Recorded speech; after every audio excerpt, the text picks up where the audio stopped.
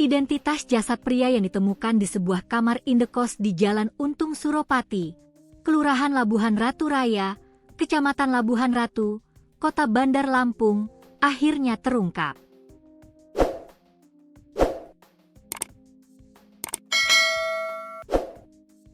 Korban bernama Hindra Jaja, 61, warga Pakulonan Barat, Kecamatan Kelapa II, Kabupaten Tangerang, Provinsi Banten. Ia ditemukan meninggal dalam kondisi tertutup plastik di dalam kamar kos, Sabtu, 7 Februari 2026. Ketua RT setempat, Gatot, mengatakan dirinya pertama kali mendapat informasi dari warga yang melaporkan adanya penemuan jenazah di salah satu kamar kos. Saya dapat informasi dari warga adanya penemuan jasad. Terus saya instruksikan kepada mereka agar tidak mendekat dan tidak memegang barang apapun di sana sampai polisi datang, ujar Gatot saat ditemui di lokasi, Sabtu, 7 Februari 2026.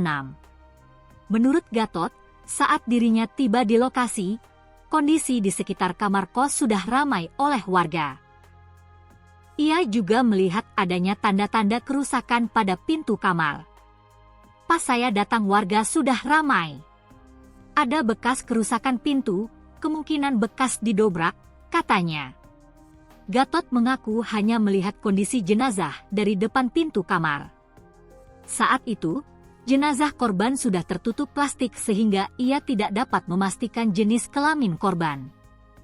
Kalau sekilas saya lihat dari depan pintu, jenazah ditutup plastik.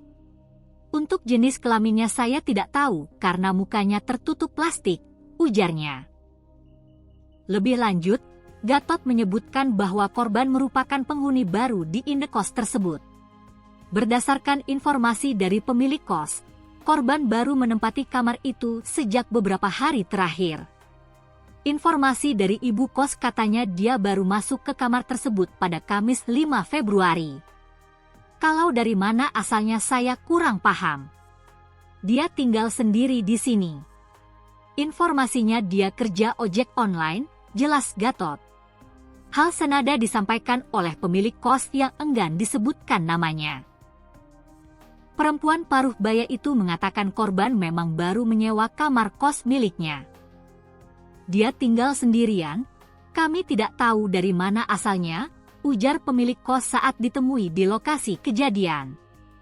Ia juga menyebutkan bahwa korban baru menempati kamar tersebut sejak Kamis, 5 Februari 2026, dan belum banyak berinteraksi dengan penghuni kos lainnya.